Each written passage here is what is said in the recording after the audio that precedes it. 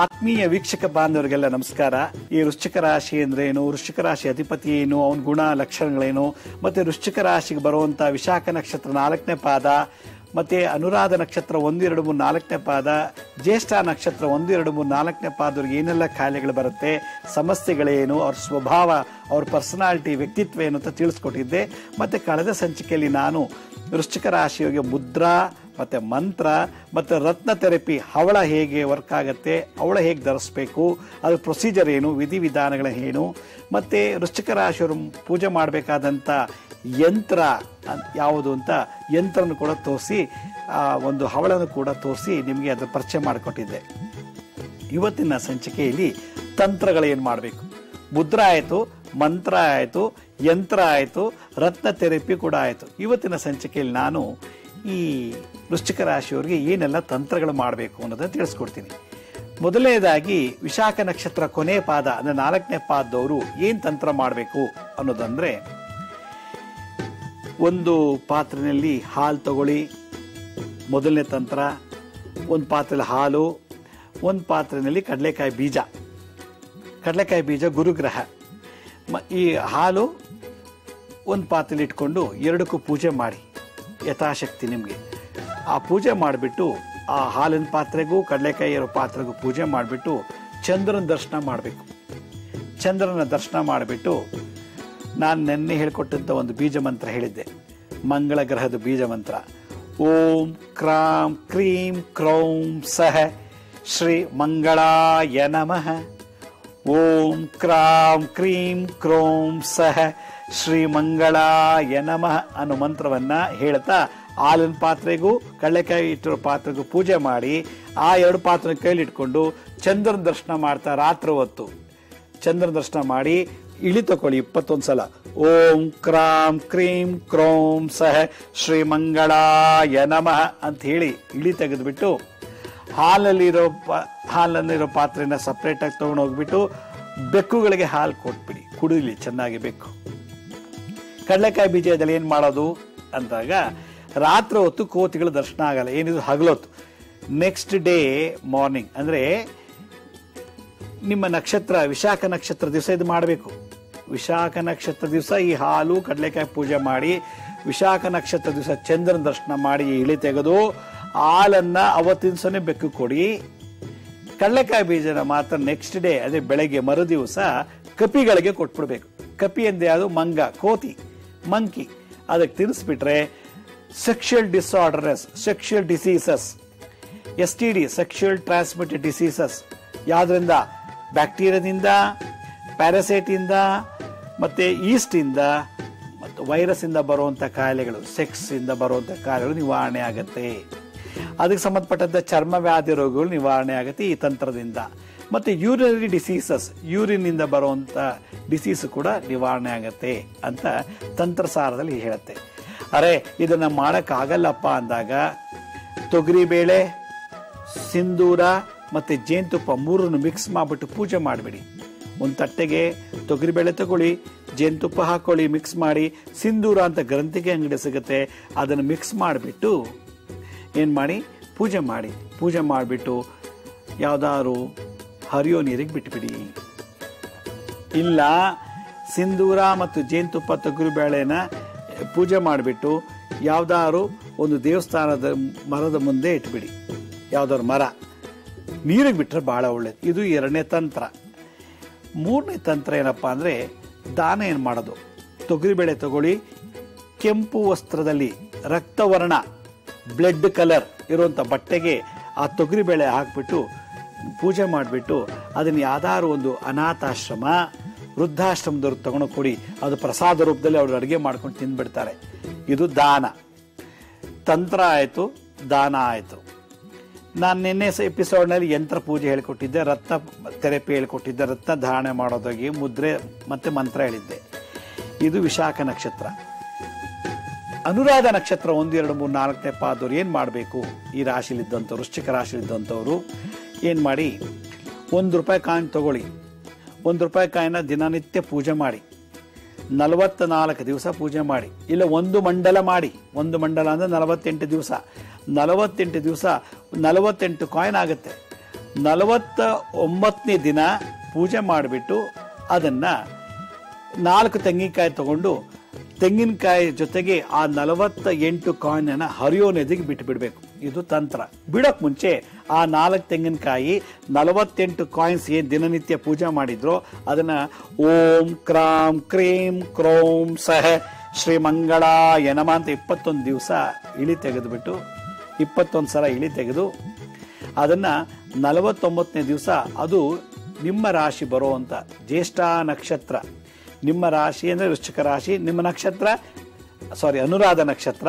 ಅನುರಾಧ ನಕ್ಷತ್ರದವರು ಅನುರಾಧ ನಕ್ಷತ್ರ ಬರೋ ದಿವಸ ತಗೊಂಡು ನದಿಗೆ ಬಿಟ್ಬಿಟ್ರೆ ಅವರಿಗೆ ಸೆಕ್ಷುವಲ್ ಡಿಸೀಸಸ್, ಯೂರಿನರಿ ಡಿಸೀಸಸ್ ಮತ್ತು ಚರ್ಮ ವ್ಯಾಧಿ ರೋಗಗಳು, ಮನೆಯಲ್ಲಿ ಮದುವೆ ಆಗಿಲ್ಲ, ಮಕ್ಕಳಿಲ್ಲ, ಮತ್ತೆ ಗಂಡನಿಂದ ಸಮಸ್ಯೆ, ಹೆಂಡತಿಯಿಂದ ಸಮಸ್ಯೆ, ಏನೇ ಸಮಸ್ಯೆಗಳಿದ್ರು ಕೂಡ ಈ ಅನುರಾಧ ನಕ್ಷತ್ರದವರು ಅನುರಾಧ ನಕ್ಷತ್ರ ದಿವಸ ತಿಂಗಳಿಗೆ ಒಂದ್ಸಲ ಮಾಡಿ, ಅಥವಾ 48 ದಿವಸ ಆದಮೇಲೆ ಮತ್ತೆ ಅನುರಾಧ ನಕ್ಷತ್ರ ಬರೋದನ್ನೇ ನೋಡಿಕೊಂಡು ತಗೊಂಡೋಗಿ ಅದನ್ನ ನದಿಗೆ ಬಿಟ್ಬಿಡಿ.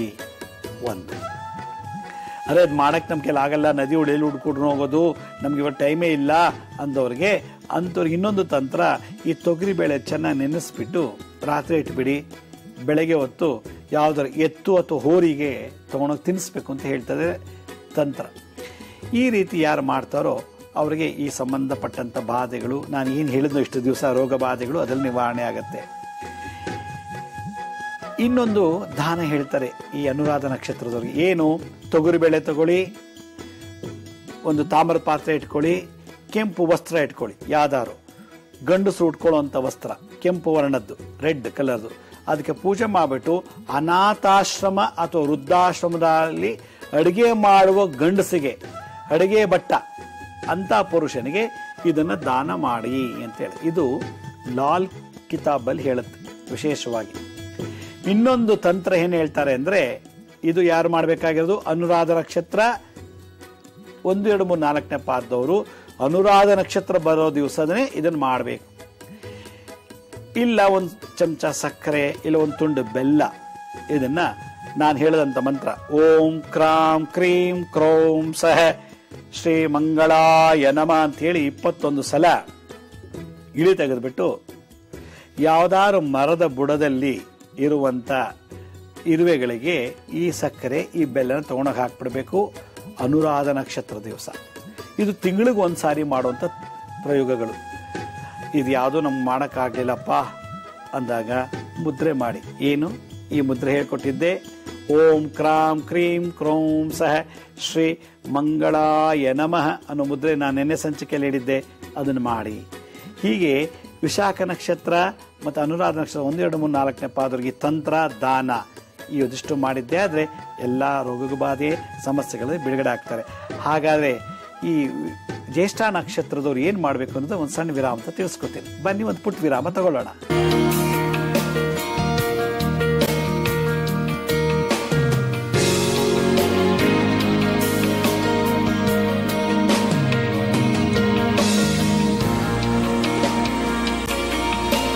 ವಿರಾಮದ ನಂತರ ಮತ್ತೆ ಕಾರ್ಯಕ್ರಮಕ್ಕೆ ಸ್ವಾಗತ.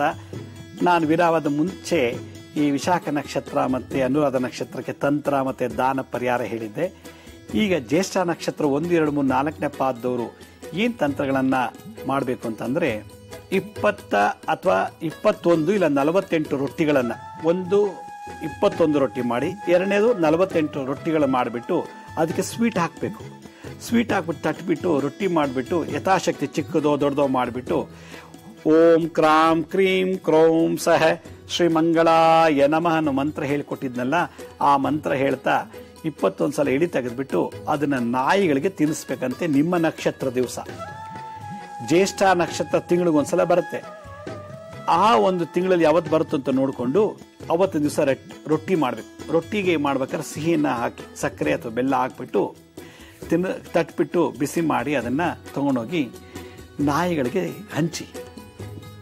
ಒಂದು ರೊಟ್ಟಿ ಒಂದು ನಾಯಿ ಅಂದ್ರೆ 48 ನಾಯಿಗಳು ಕೊಡ್ಬೋದು. ಇಲ್ಲ ಎಷ್ಟು ನಾಯಿ ಇದು ನಿಮ್ಮ ಮನೆ ಹತ್ರ ಅಥವಾ ದೇವಸ್ಥಾನ ಹತ್ರ ಎಲ್ಲಿದ್ದು ನೋಡಿ ಆ ನಾಯಿಗೆ ತಿನ್ನಿಸ್ಬಿಟ್ಟು, ತಿನ್ನಿಸಿದ ಮೇಲೆ ಮನೆಗೆ ಬಂದು ವಿಧವಾ ಸ್ತ್ರೀ ಎಲ್ಲಿದ್ರು ನೋಡಿ ಅವ್ರಿಗೆ ಪಾದಕ್ಕೆ ನಮಸ್ಕಾರ ಮಾಡಿದ್ರೆ ಸೆಕ್ಷುಯಲ್ ಡಿಸೀಸಸ್ ಮತ್ತೆ ಯೂರಿನರಿ ಡಿಸೀಸಸ್ ಮತ್ತೆ ಚರ್ಮ ವ್ಯಾಧಿ ರೋಗಗಳು, ವಿವಾಹ ಇಲ್ಲ ಅಂದರೆ ವಿವಾಹ ಆಗತ್ತೆ, ಮಕ್ಕಳಾಗಿಲ್ಲ ಮಕ್ಕಳಾಗತ್ತೆ ಈ ವೃಶ್ಚಿಕ ರಾಶಿಯವರಿಗೆ. ಜ್ಯೇಷ್ಠ ನಕ್ಷತ್ರ 1, 2, 3, 4ನೇ ಪಾದ.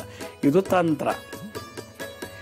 ದಾನ ಏನು ಮಾಡೋದು ಅಂತ ಯೋಚನೆ ಮಾಡಿದಾಗ ಒಂದು ಅರ್ಧ kg ಅಥವಾ 1 kg ತೊಗರಿಬೇಳೆ ತಗೊಳ್ಳಿ, ಕೆಂಪು ವಸ್ತ್ರದಲ್ಲಿ ಇಡಿ, ಪೂಜೆ ಮಾಡಿ ಅದನ್ನು ತಗೊಂಡೋಗಿ ಒಬ್ಬ ಯುವಕ ಕುರುಡನಾಗಿರಬೇಕು. ಕುರುಡ ಯುವಕನಿಗೆ ಇದನ್ನ ನಿಮ್ಮ ನಕ್ಷತ್ರ ದಿವಸ ಜ್ಯೇಷ್ಠ ನಕ್ಷತ್ರ ದಾನ ಮಾಡಿಬಿಟ್ರೆ ಈ ದೋಷ ನಿವಾರಣೆ ಆಗತ್ತೆ ಅಂತ ಶಾಸ್ತ್ರದಲ್ಲಿ, ಜ್ಯೋತಿಷ್ಯ ಶಾಸ್ತ್ರದಲ್ಲಿ ಅದು ಕಾಳಿದಾಸನ ಜ್ಯೋತಿಷ್ಯ ಸಂಹಿತೆಯನ್ನು ಹೇಳುತ್ತೆ. ನಾರದ ಸಂಹಿತೆಯಲ್ಲಿ ಕೂಡ ಇದನ್ನು ಹೇಳ್ತಾರೆ. ಇದು ದಾನ. ಅರೆ ನಮಗೆ ದಾನ ಮಾಡೋಕ್ಕಾಗೋದಿಲ್ಲ, ಮತ್ತು ಇದನ್ನು ನಾಯಿಗಳಿಗೆ ರೊಟ್ಟಿ ತಟ್ಬಿಟ್ಟು ತಿನ್ಸೋಕ್ಕೂ ಆಗೋದಿಲ್ಲ ಅಂದರೆ ಲಾಲ್ ಕಿತಾಬ್ ಅನ್ನೋ ಒಂದು ಗ್ರಂಥದಲ್ಲಿ ಇನ್ನೊಂದು ಪರಿಹಾರ ಹೇಳ್ತಾರೆ. ಏನಂದರೆ ಅಂಗವಿಕಲೆ ಆಗಿರುವಂತಕ್ಕಂಥ ಅಂಗವಿಕಲೆ ಇರತಕ್ಕಂಥ ಸ್ತ್ರೀಗೆ ಕೆಂಪು ವರ್ಣದ ವಸ್ತ್ರ, ಕೆಂಪು ಬಳೆಗಳನ್ನು ಅಂಗವಿಕಲೆಗೆ ಮತ್ತು ಕೆಂಪು ಬಣ್ಣದ ಕುಂಕುಮವನ್ನು ನೀವು ಆಕೆಗೆ ಕೊಟ್ಟು ಬಿಟ್ಟು ಆಕೆ ಜೊತೆಗೆ ಒಂದು ಅರ್ಧ ಗಂಟೆ ಮಾತುಕತೆ ಆಡಿ ಬನ್ನಿ ಅಂತ ಲಾಲ್ ಕಿತಾಬಲ್ಲಿ ಹೇಳುತ್ತೆ. ಆಗ sexual disorderness, sexual diseases, urinary diseases ಬರೋದಿಲ್ಲ ಅಂತ ಹೇಳುತ್ತೆ.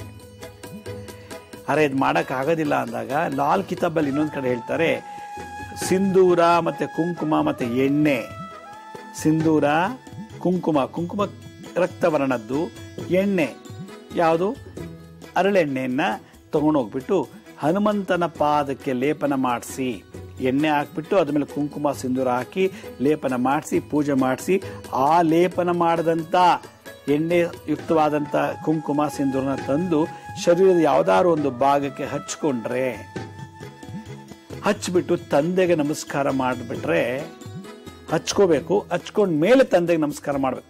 ತಂದೆಗೆ ನಮಸ್ಕಾರ ಮಾಡಿ ಹಚ್ಕೊಳ್ಳೋಂಗಿಲ್ಲ. ಇದು ಲಾಲ್ ಕಿತಾಬಲ್ಲಿ ಹೇಳಿರುವಂಥ ಒಂದು ಪರಿಹಾರ. ಇದನ್ನು ಯಾರು ಮಾಡ್ತಾರೋ ಜ್ಯೇಷ್ಠ ನಕ್ಷತ್ರದವರು, ಅವರಿಗೆ ಸೆಕ್ಷುಯಲಿ ಟ್ರಾನ್ಸ್ಮಿಟೆಡ್ ಡಿಸೀಸ್ STD, ಯಾವುದು ಬ್ಯಾಕ್ಟೀರಿಯಾದಿಂದ, ಪ್ಯಾರಾಸೈಟಿಂದ, ಈಸ್ಟಿಂದ, ವೈರಸ್ಸಿಂದ ಬರೋದಿಲ್ಲ ಅಂತ ಹೇಳ್ತಾರೆ. ಬಾಡಿಯಲ್ಲಿ ಇಮ್ಯುನಿ ಸಿಸ್ಟಮ್ ಡೆವಲಪ್ ಆಗುತ್ತೆ, ರೆಸಿಸ್ಟೆನ್ಸ್ ಆಂಟಿಬಯೋಟಿಕ್ಸ್ ಪ್ರೊಡ್ಯೂಸ್ ಆಗುತ್ತೆ ಈ ಒಂದು ವಿಧಾನದಿಂದ ಅಂತ ಹೇಳ್ತಾರೆ. ಅರೆ ನಮ್ಗಿದು ಯಾವುದು ಮಾಡೋಕ್ಕಾಗೋದಿಲ್ವಲ್ಲಪ್ಪ, ಇಷ್ಟು ಮಾಡೋಕ್ಕಾಗಲ್ಲ ಅಂದರೆ ದಾಳಿಂಬೆ ಹಣ್ಣು ರಕ್ತವರ್ಣ, ನೇರಳೆ ಹಣ್ಣನ್ನು ನಿಮ್ಮ ನಕ್ಷತ್ರ ದಿವಸ ಅಥವಾ ಮಂಗಳವಾರ ದಿವಸ ಬಡ ಮಕ್ಕಳಿಗೆ ಅಥವಾ ವೃದ್ಧರಿಗೆ ದಾನ ಮಾಡಿದ್ರೆ ಈ ಪ್ರಾಬ್ಲಮ್ ನಿವಾರಣೆ ಆಗುತ್ತೆ. ಇಷ್ಟು ದಿವಸ ಏನು ಹೇಳಿದ್ನೋ ಕಾಯಿಲೆಗಳು, ರೋಗ ಬಾಧೆ, ಸಮಸ್ಯೆಗಳು ನಿವಾರಣೆ ಆಗುತ್ತೆ. ಅರೆ ದಾಳಿಂಬೆ ಹಣ್ಣು ಎಲ್ಲಿ ಹುಡ್ಕೊಂಡು ಹೋಗೋಣಪ್ಪ, ನೇರಳೆ ಹಣ್ಣು ನಮ್ಗೆ ಎಲ್ಲಿ ಸಿಗುತ್ತಪ್ಪ ಅನ್ನುವಂಥ ಮನಸ್ಸಿನ ಚಂಚಲತೆ ಇದ್ದರೆ ಪುದೀನ ಸೊಪ್ಪು ಮತ್ತು ಸಬ್ಸಿಗೆ ಸೊಪ್ಪನ್ನು ಯಥೇಚ್ಛವಾಗಿ ತಿನ್ನಿ. ದಾಳಿಂಬೆ ಹಣ್ಣು ತಿನ್ನಿ, ನೇರಳೆ ಹಣ್ಣು ತಿನ್ನಿ.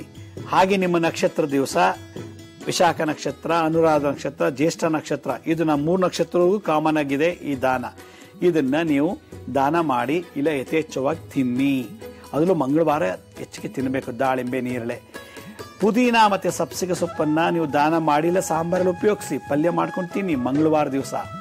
ಹಾಗೆ ಇದೆಲ್ಲ ಸಮಸ್ಯೆ, ಕುಜ ಶಾಂತಿ ಆಯಿತು, ವೃಶ್ಚಿಕ ರಾಶಿಗೆ ಶಾಂತಿ ಆಯಿತು, ಫಲ ಆಯಿತು, ಸೊಪ್ಪಾಯಿತು.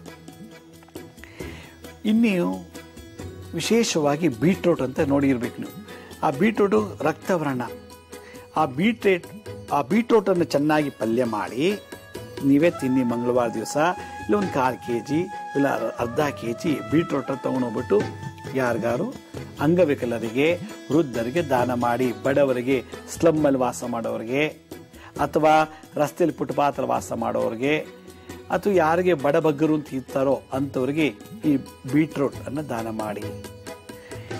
ಈ ಬೀಟ್ರೂಟ್ ದಾನ ಮಾಡೋಕ್ಕಾಗೋದಿಲ್ಲ ಅಂದವ್ರು ಏನು ಮಾಡಬೇಕು, ನೀವೇ ಸ್ವತಃ ಕೂತ್ಕೊಂಡು ಚೆನ್ನಾಗಿ ತಿನ್ನಿ, ಪಲ್ಯ ಮಾಡಿಸ್ಕೊಂಡು ಸಾಂಬಾರು ಮಾಡಿಸ್ಕೊಂಡು.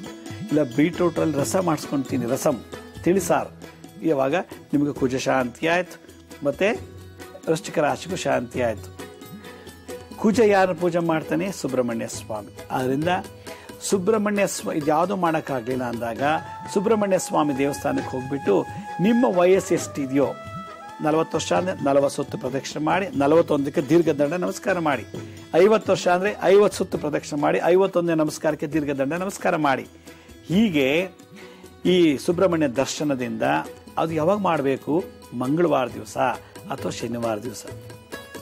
ನಮ್ಮ ಮನೆ ಹತ್ರ ದೇವಸ್ಥಾನ ಇಲ್ಲ ಸುಬ್ರಹ್ಮಣ್ಯಂದು ಅಂದರೆ ಲಕ್ಷ್ಮೀ ನರಸಿಂಹ ಇದ್ದಾರೆ ಹುಡುಕಿ, ಲಕ್ಷ್ಮೀ ನರಸಿಂಹಸ್ವಾಮಿ ದೇವಸ್ಥಾನಕ್ಕೆ ಹೋಗಿ ಯಥಾಶಕ್ತಿ ಅದೇ ನಾನು ಹೇಳುತ್ತಾರೆ ಪ್ರದಕ್ಷಿಣೆ ಮಾಡಿ ದೇವರ ದರ್ಶನ ಮಾಡ್ತಾ ಇದ್ರೆ ಅದು ಯಾವಾಗ ಮಂಗಳವಾರ ದಿವಸ ಶನಿವಾರ ದಿವಸ ಭಾಳ ವಿಶೇಷವಾಗಿ ಈ ಸೆಕ್ಷುವಲ್ ಡಿಸಾರ್ಡರ್ನೆಸ್, ಸೆಕ್ಷುವಲ್ ಡಿಸೀಸಸ್, ಯೂರಿನರಿ ಡಿಸೀಸಸ್ಗಳು ಬರೋದಿಲ್ಲ. ಪ್ಯಾಥೋಜನ್ ಅಂತ ಮೆಡಿಕಲ್ ಸೈನ್ಸಲ್ಲಿ ಕರೀತಾರೆ. ಪ್ಯಾಥೋಜನ್ ಅಂದ್ರೆ ಏನು?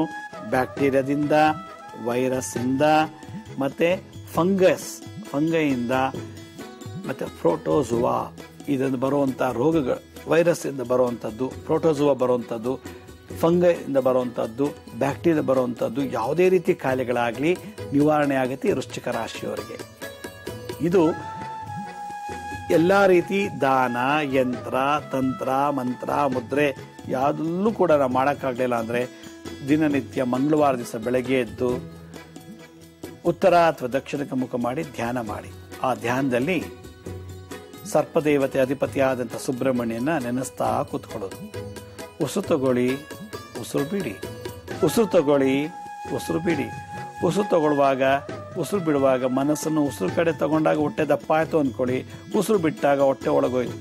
ಈ ರಿದಮಿಕ್ ಚಿಂತನೆಯನ್ನು ನಿಧಾನಕ್ಕೆ ಚಿಂತನೆ ಮಾಡ್ತಾ ಮಾಡ್ತಾ ಹಾಗೆ ಉಸಿರಾಟದ ಬಗ್ಗೆ ಗಮನ ಮರ್ತು ಬಿಡಿ. ಆಗ ಈ ಆತ್ಮ ಯೂನಿವರ್ಸಲ್ ಎನರ್ಜಿ, ಕಾಸ್ಮಿಕ್ ಎನರ್ಜಿಗೆ ಮರ್ಜ್ ಆಗತ್ತೆ. ಆಗ ಸುಬ್ರಹ್ಮಣ್ಯನ ಆತ್ಮಕ್ಕೆ ಸೇರುತ್ತೆ ಅಂತ ಹೇಳ್ತಾರೆ. ಇದಿಷ್ಟು ಪರ್ಯಾಯ ಪರಿಹಾರಗಳು. ಹಾಗಾದ್ರೆ ಇನ್ನೇನು ಇರ್ಬೋದು ಪರಿಹಾರಗಳದನ್ನ ಒಂದು ಸಣ್ಣ ವಿರಾಮದ ತಿಳಿಸ್ಕೊಡ್ತೀನಿ. ಬನ್ನಿ ಒಂದು ಪುಟ್ಟ ವಿರಾಮ ತಗೊಳ್ಳೋಣ.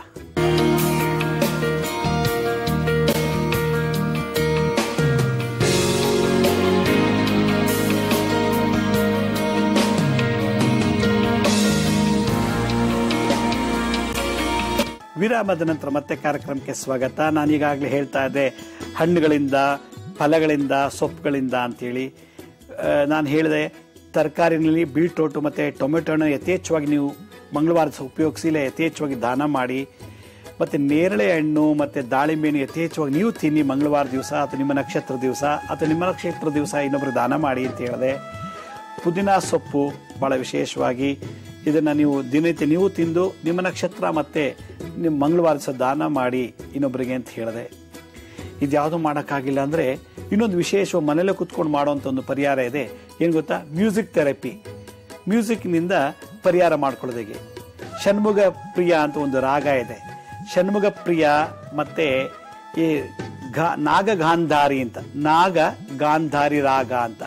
ಷಣ್ಮುಗ ಪ್ರಿಯ ಈ ರಾಗ, ನಾಗಗಾಂಧಾರಿ ಈ ಎರಡು ರಾಗಗಳಿಗೆ ಬರೆದಿರತಕ್ಕಂಥ ಯಾವ್ದಾದ್ರು ಸಾಹಿತ್ಯವನ್ನು ಕೇಳ್ತಾ ಕೂತ್ಕೋಬೇಕು, ಇಲ್ಲ ನೀವೇ ಹಾಡಿ.